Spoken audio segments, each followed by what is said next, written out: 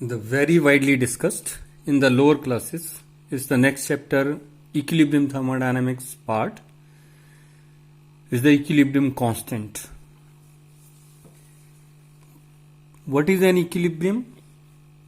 We have read a very small definition, a definition that says that whenever the all macroscopic properties of the system like pressure, temperature, color, concentration, this seems to be constant, this seems to be stationary, then that state is termed as the equilibrium state.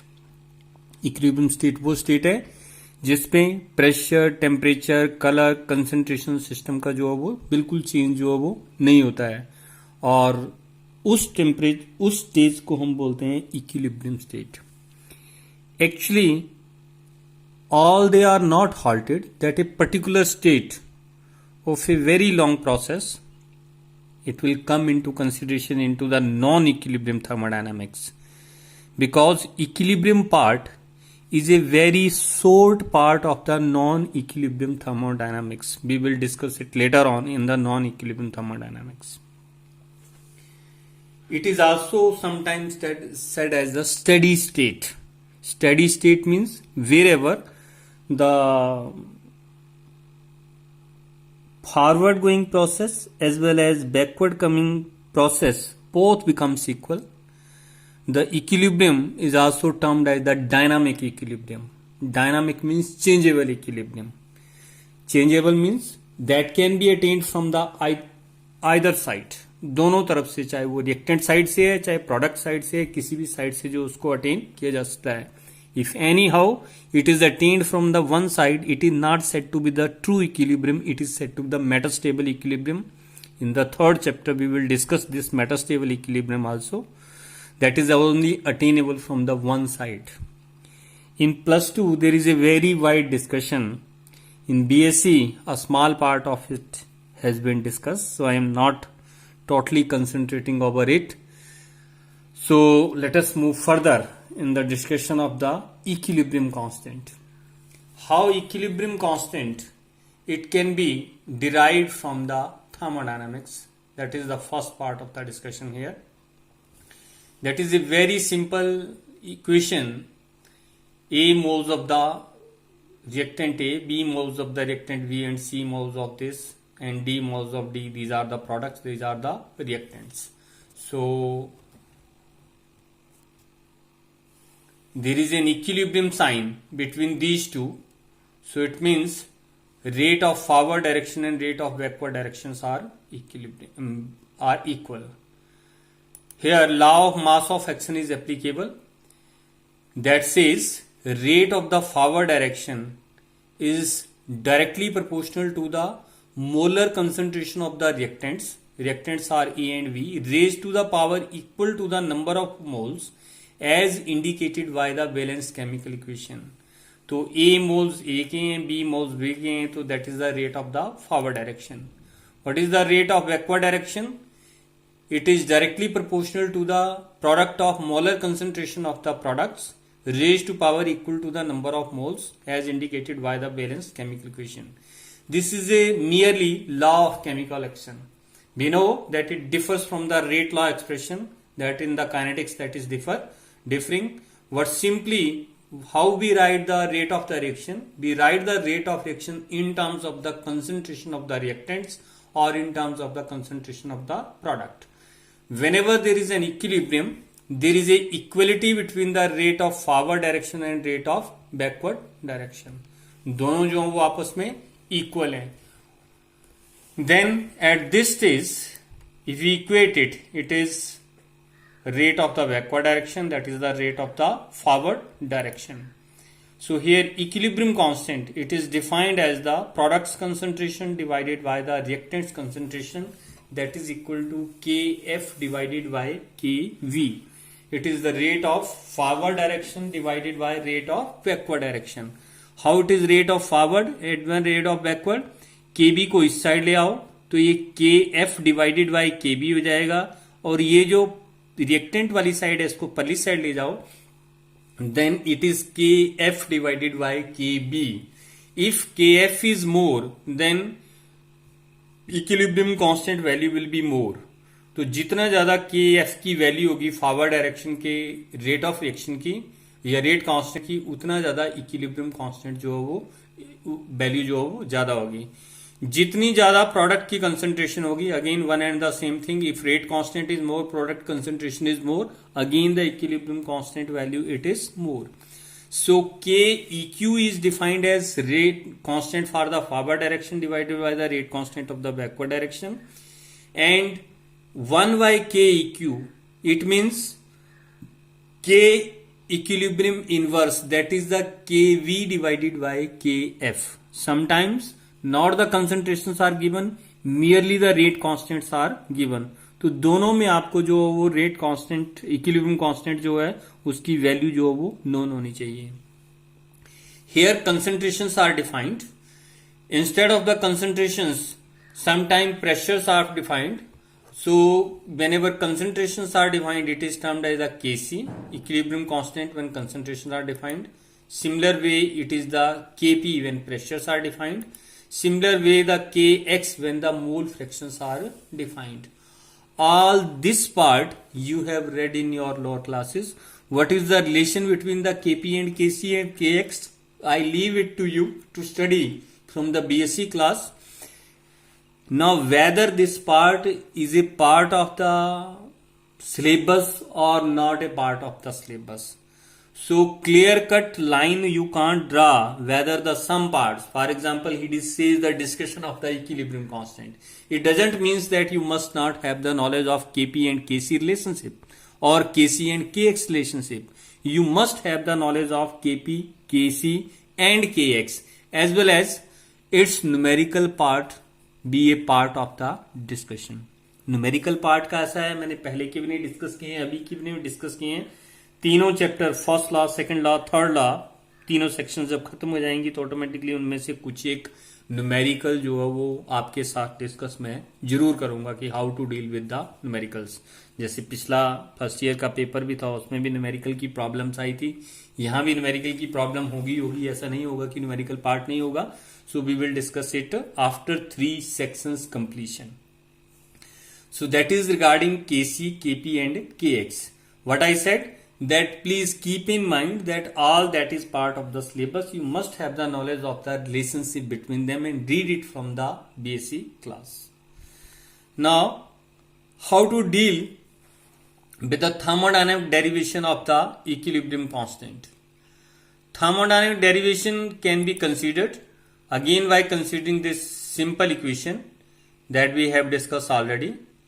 Here delta Z of the reaction, it is given as Z products minus G reactants. So G product can be written in term of the chemical potentials. अब ये equation कहाँ से ली गई है? जो equation मैं यहां पर लिख रहा हूं, this equation is a part of the Gibbs Duhem equation या मर्ग्यूल ड्यूम्स इक्वेशन. वो हमने शायद बीच में कहीं डिस्कस नहीं की है.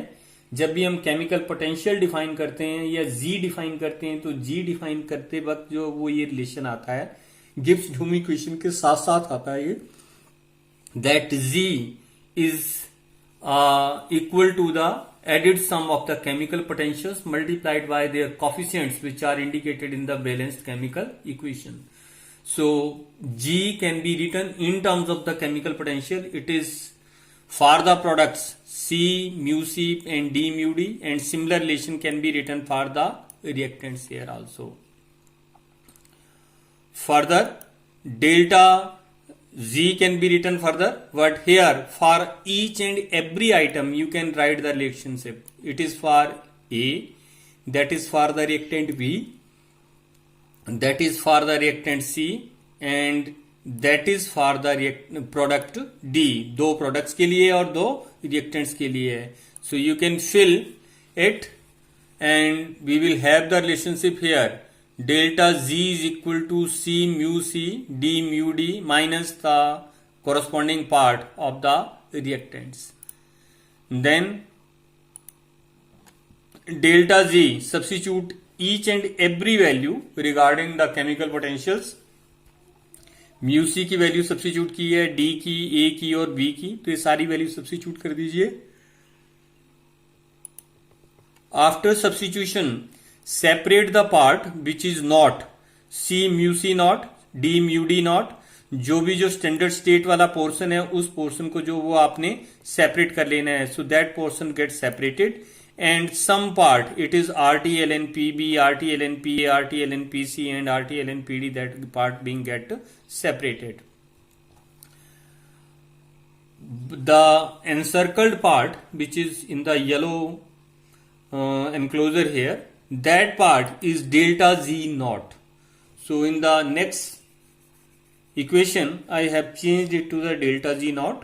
Also another change here, this B has been moved to the PV raised to power B. This A has been moved to the PA raised to power A. This C has been moved to the PC raised to power C. And similarly D has been moved to the PD raised to power D. Then RT is the common term that can be taken common. Inside we are left with ln PC, ln PD raised to power corresponding powers minus ln PA minus ln PB. Two parts are in plus and two parts in minus. Which are minus parts, they will move down. Which are in plus part, they will multiply. So here in the further relation we see that delta Z, it becomes equal to delta Z naught plus RT ln PC C raised to power D, PD raised to power D, PA raised to power A and PB raised to power B. So C actually what is this? That is the Kp and it should be a constant. So let us further see whether it becomes to be constant or not. Delta Z is equal to delta Z naught plus RT ln Kp here, and further it is delta Z equal to 0. Why delta Z equal to 0? Because whenever the equilibrium is being considered, then change in free energy is equal to 0.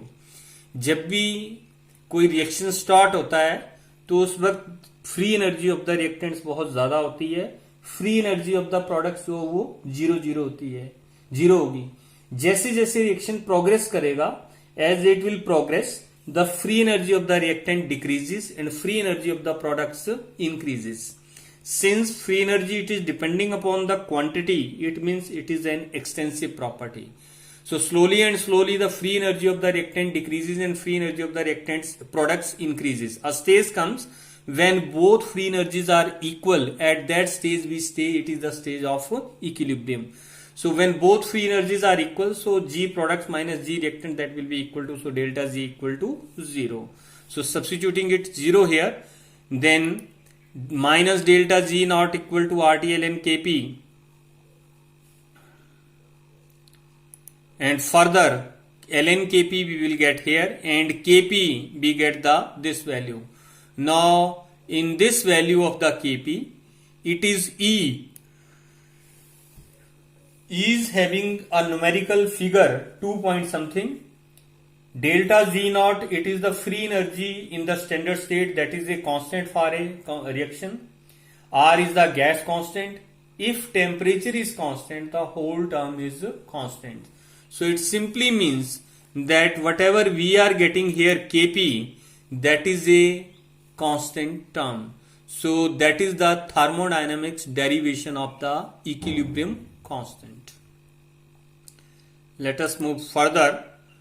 Very widely discussed equation, another one, it is the Clausius-Clapeyron equation. These are two equations. One is the Clausius equation, another is the Clausius-Clapeyron equation, sometime termed as the Clapeyron-Clausius equation. Nothing special regarding these two separation. One is simplest form, another is the integrated form. When it is the simplest form, it is simply termed as the Clausius equation. And whenever it is the integrated form, we simply say it is Clausius-Clapeyron equation. Equation is only one, One is in simple form, differential form, another is in the integrated form. So thereby there is a difference between the two names, Clausius-Clapeyron equation or Clausius equation. What is this equation? Let us start here. This equation is related with the phase equilibrium. We will discuss the phase rule in the third chapter there. Then we will come to knowledge regarding the phase rule also. Suppose here two systems, they are in equilibrium. A solid is melting, just like ice is melting. So solid is changing into the liquid. Obviously, if it is for the ice at 0 degrees Celsius, there will be an equilibrium between the solid and the liquid. There is a equilibrium between the ice and the water. So that is type of the equilibrium. तो phase equilibria को describe करने के लिए mostly जो वो क्लासियस-क्लेपेयन equation जो वो utilise करते हैं.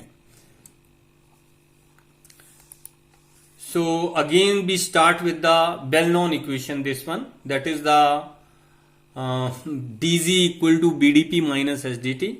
I don't know how many times I have used this equation, or in the derivation mostly this equation is there.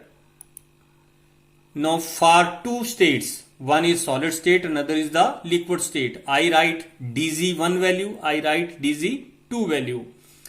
Then I take the difference of these two, dg2 minus dg1. Since there is a state of equilibrium, so difference between these two, dg2 minus dg1, that will be equal to 0. जो ये part है, पहले वाला part यहाँ पर, this part, that becomes equal to 0 because it is a state of equilibrium, delta g equal to 0. So that is b2 minus b1, this one. So when it is further solved, then 0 is equal to b2 minus b1 dp s2 minus s1 dt, and that can be written as delta v into dp minus delta s into dt, that is equal to 0. From here we find that delta v dp is equal to delta s into dt. From here a very important part, it is dp divided by dt. How the change in temperature takes place with respect to the pressure, change in the pressure, this term we also define in the Joule-Thomson coefficient, dt upon dp. उसी तरह से यहाँ पर term है dp divided by dt. How the temperature changes with the change of the pressure, it is equal to delta s divided by delta v. This is further simplified by placing value of delta s, that is equal to q divided by t. That is the second law of the thermodynamics. Whenever the heat is exchanged at constant pressure, q is equal to delta h. What I said? Delta s is equal to q divided by t. Q divided by T की बजाय मैंने यहां पर delta H fusion लिखा हुआ है, divided by temperature of fusion. Why delta H fusion? Delta H fusion इसलिए कि फ्यूजन मेल्टिंग का केस है. मेल्टिंग मीन्स जैसे एक सॉलिड लिक्विड में चेंज हो रहा तो मेल्टिंग के लिए फ्यूजन वर्ड आएगा. कॉरस्पॉन्डिंग टेम्परेचर जो फ्यूजन टेम्परेचर है या उसको मेल्टिंग पॉइंट जो है वो बोला जा सकता है.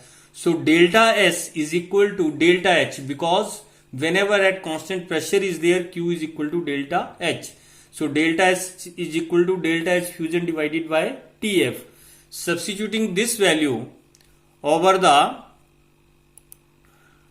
equation, we get dP upon dt, that is equal to delta H fusion divided by dt TF multiplied by delta V. Delta V is change in volume. How the volume is changing? So volume is changing just like this. Volume of liquid is the final stage, volume of solid is the initial stage. So V final minus V initial, that is the delta V. So delta H fusion. So this equation is simply known as the Clapeyron equation. क्या बोलते हैं इसको? Clapeyron equation बोलते हैं. ये differential form में है, ना कि इंटीग्रेटेड फॉर्म में है. अगर इसी को इंटीग्रेटेड फॉर्म में लिखेंगे तो सेम इक्वेशन जो है वो क्लासियस-क्लेपेयन इक्वेशन जो है वो हो जाएगी. ये जो रिलेशनशिप है, ये रिलेशनशिप हर एक फेज चेंजेस के लिए लिखा जा सकता है. dp upon dt, that is delta H vaporization divided by boiling point multiplied by volume of gas minus volume of liquid. In the same manner, for the sublimation process, dp upon dt delta H sublimation, Ts Bg volume of final stage gas from solid, so volume of the solid. Out of all these equations, one equation it is very widely discussed. It is dp upon dt is equal to delta H vaporization Tb Bg minus Bl. Volume of gas final stage, volume of liquid initial stage है, delta V ये vaporisation की है, liquid from liquid to vapours. तो ये बहुत ज्यादा discussion में आती है. इसी से क्लासियस क्लिपिंग इक्वेशन जो वो ड्राइव की जा सकती है. From here I simply write it as dp upon dt that is equal to delta H vaporisation divided by Tv into Bg. I have neglected volume of the liquid. Reason being कि अगर आप compare करें volume of liquid और volume of gas, there is a very large difference between the liquid volume and the gaseous volume. जो vapour state है उसमें volume पॉजेंट्स time जो वो इंक्रीज हो जाता है, और जो लिक्विड स्टेट है उसमें वॉल्यूम जो बहुत कम होता है. अगर 1 ml है तो 1 ml का अगर 1000 हो गया तो 1000 के कंपैरिजन में आप 1 ml को क्या कर सकते हो, नेग्लेक्ट कर सकते हो. It means we can neglect the liquid volume. तो लिक्विड वॉल्यूम अगर मैंने यहां नेग्लेक्ट कर दिया तो मेरे पास यहां पर बचा dp divided by dt that is delta H vaporisation Tv and Bg. So further simplifying it, dp upon dt it is delta H divided by Tv. जितने भी सब्सक्रिप्ट थे वो मैंने यहां से रिमूव कर दिए. Further, it is substituting for the volume, considering the case to be the ideal one. It is PV equal to RT, so P upon RT upon P value is being substituted for the volume. It is dP upon P, that is delta H dt upon RT square. Further, if this equation is integrated, then within the limits, then we get the this type of results. It is ln P2 upon P1 delta H upon R1 by T1 minus 1 by T2. यहां पर initial जो है वो limit पहले भरी है final, क्योंकि यहां पर जो इसका डिफरेंशियल आता है वो 1 बाई टी स्क्वेयर का, that is minus 1 by T. तो ऊपर वाली लिमिट पहले भरी है, दूसरे वाली लिमिट बाद में. So from here ln P2 upon P1 delta H upon R, it is T2 minus T1 upon T1 T2. That is known as the Clausius-Clapeyron equation.